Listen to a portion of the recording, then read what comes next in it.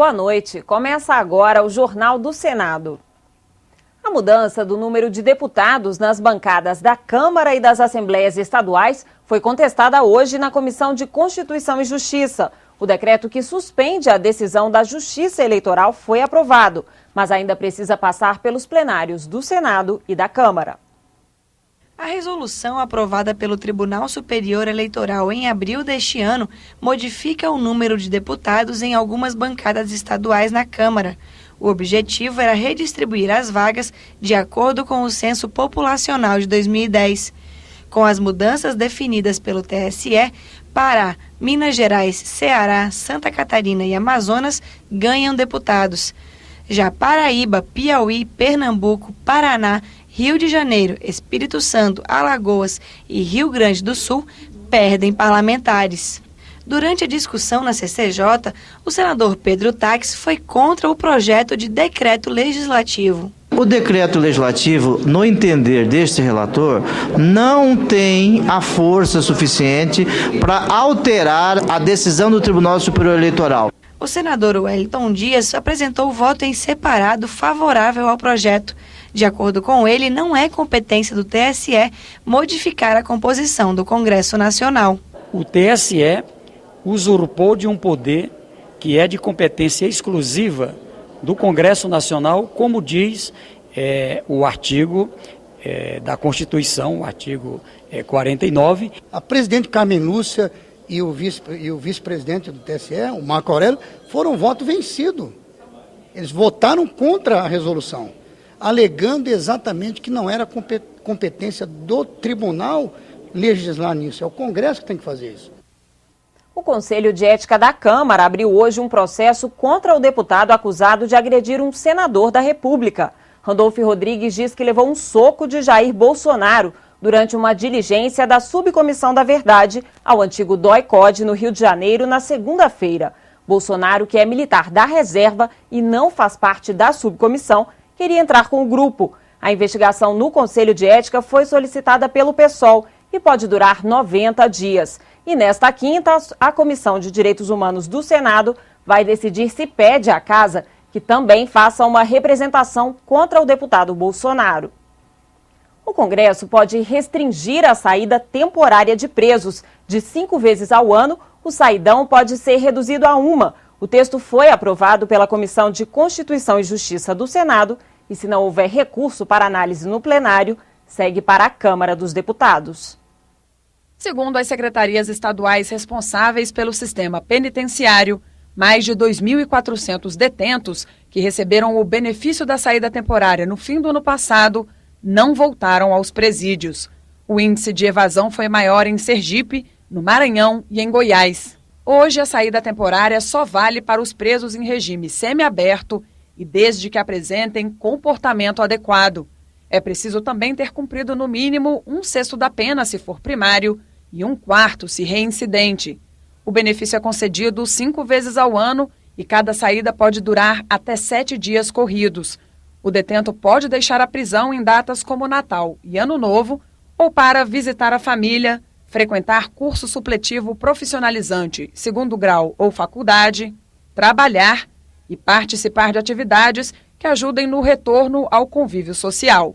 É prejudicial a saída temporária porque existem pessoas que mataram a mãe e saem no Dia das Mães. Nós temos que fazer com que o direito processual, o direito da execução penal, ele seja um direito que traga a garantia para o cidadão que está cumprindo a pena e também o dever fundamental que o Estado tem de proteger as pessoas.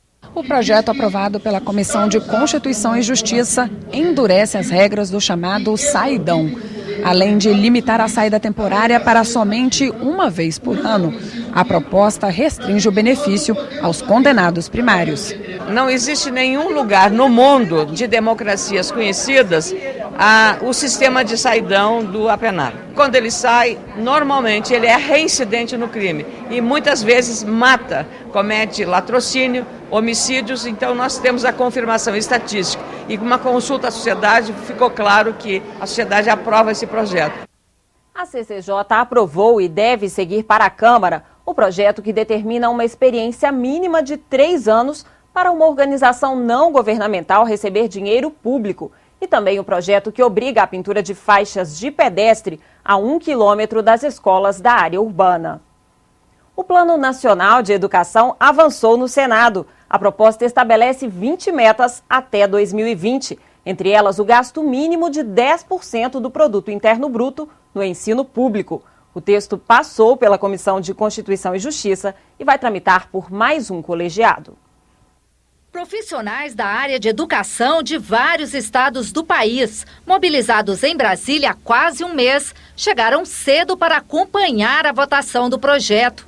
Quem sabe até final do ano o plano seja aprovado aqui pelo Congresso Nacional, uma vez que já fazem 3 anos que está em tramitação. Numa votação rápida, sem polêmica, os senadores aprovaram por unanimidade o texto que tinha sido apresentado pelo relator, senador Vital do Rego, na semana passada. O Plano Nacional de Educação, sem nenhuma dúvida, é uma das mais importantes matérias do ano legislativo do Senado da República. Aqui nós estamos discutindo o nosso presente e estamos discutindo também o nosso futuro. Se a gente aprimora o planejamento, se a gente aprimora a organização do sistema de educação do país, nós vamos conquistar um país muito melhor. Um dos pontos mais importantes é a previsão de investir pelo menos 10% do PIB, Produto Interno Bruto, em políticas educacionais. O PNE também prevê educação integral em 50% das escolas públicas de ensino básico. Estabelece a meta de alfabetizar todas as crianças brasileiras até os 8 anos de idade. E ainda a previsão de ter metade dos professores da educação básica com pós-graduação. O texto aprovado na CCJ também garantiu repasses do Fundo de Manutenção e Desenvolvimento da Educação Básica, o Fundeb, às instituições que oferecem ensino especial, que é o caso das APAES, Associação de Pais e Amigos dos Excepcionais. O projeto, que já tinha sido aprovado na Comissão de Assuntos Econômicos, segue agora para a Comissão de Educação. O presidente da CE, senador Ciro Miranda, diz que a intenção é fazer um esforço concentrado para votar a matéria na primeira semana de novembro. Segundo ele, o texto aprovado na CCJ deverá sofrer muitas modificações. Nós temos muita coisa na educação básica e na educação fundamental a ser revista, as grades de matéria, sabe? Hoje nós vamos ter que ouvir o Ministério da Educação também, porque ele vai colocar os problemas que ele tem também de executar. Tem muitas coisas que às vezes nós não vamos poder fazer de imediato. O impasse na comissão mista que analisa a medida provisória do programa Mais Médicos não terminou. A votação do relatório ficou para a semana que vem. Só depois disso, a MP pode ser levada aos plenários da Câmara e do Senado.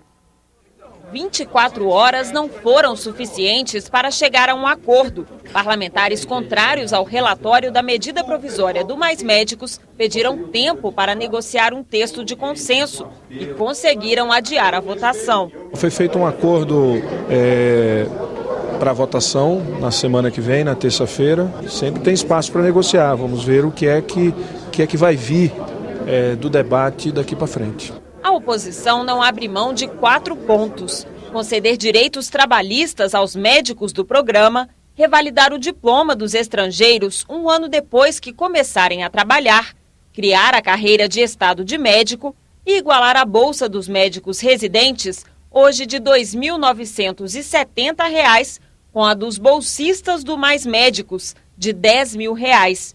O deputado Ronaldo Caiado não acredita em acordo. Nós vamos fazer um jogo de resistência.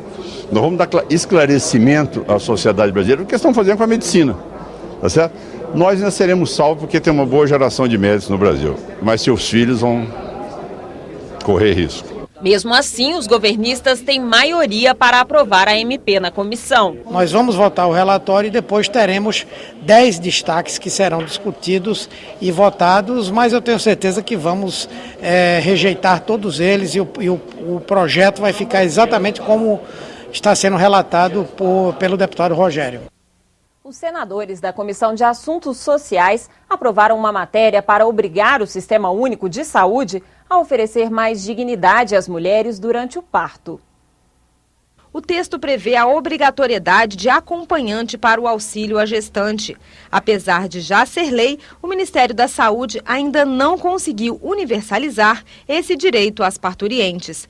Segundo a relatora da proposta, o SUS alega não ter as instalações físicas necessárias para acolher todas as mães e os respectivos acompanhantes. Em consequência, muitas mulheres dão à luz nos corredores dos hospitais. Mas a maior reclamação das mães que estão em trabalho de parto é em relação ao atendimento nos hospitais. Segundo uma pesquisa de 2010 da Fundação Perseu Abramo e do SESC, 1 em cada 4 mulheres relata que sofreu algum tipo de violência por profissionais da área da saúde durante o parto. A pesquisa revela ainda que a maior parte dessas agressões acontece em hospitais públicos e que as vítimas mais frequentes são as mulheres jovens, negras e de baixa renda. Nós recebemos, por exemplo, informações de que as mulheres são tratadas, na maioria das vezes, com discriminação, com xingamentos, com gritos, que se possibilite também a capacitação desses servidores, para que eles possam ter a compreensão da importância desse momento na vida da mulher e na vida da criança. A Comissão de Assuntos Sociais também aprovou a política de atenção integral à saúde do homem. De acordo com o projeto, o SUS deve manter iniciativas para prevenir, diagnosticar e tratar doenças que atingem a população masculina, como o câncer de próstata. Essa matéria e o projeto do parto humanizado seguem para a Câmara dos Deputados. A saúde também foi discutida na Comissão Mista de Orçamento. Deputados e senadores receberam a ministra do Planejamento, Miriam Belchior, para falar sobre as contas públicas. Ela anunciou as propostas do governo para financiar o atendimento médico pelo SUS.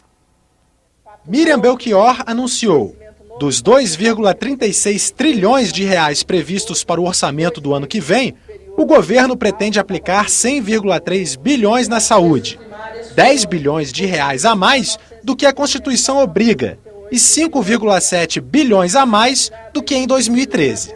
A saúde é uma das áreas mais discutidas do orçamento do ano que vem.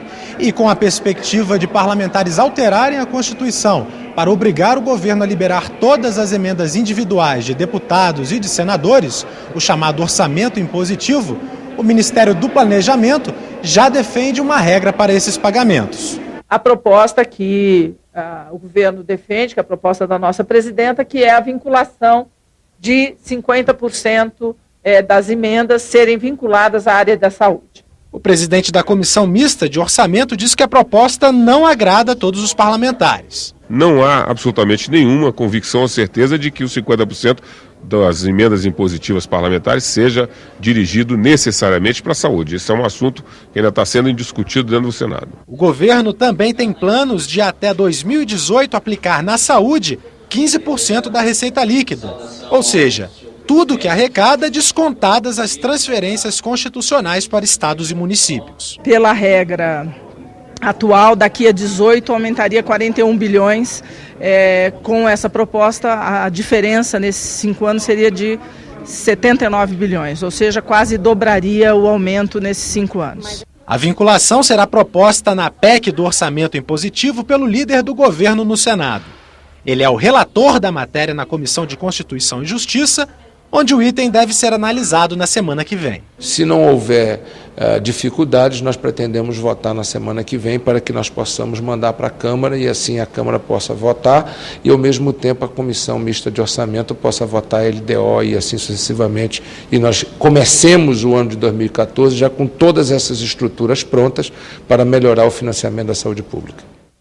O Tribunal de Contas da União determinou hoje que o Senado interrompa o pagamento de remunerações acima do teto constitucional de R$ 28 mil. Pela decisão, os servidores que ganham acima desse valor terão salários cortados. Além disso, vão ter que devolver aos cofres públicos os valores recebidos a mais desde 2008. Os salários eram pagos porque o Legislativo entendia que as funções comissionadas não entravam no cálculo de adaptação ao teto constitucional. O presidente do Senado informou que o limite será implantado imediatamente aos servidores da Casa. O Jornal do Senado termina aqui. Na página da TV na internet, você pode rever as principais reportagens desta edição. Boa noite e até amanhã.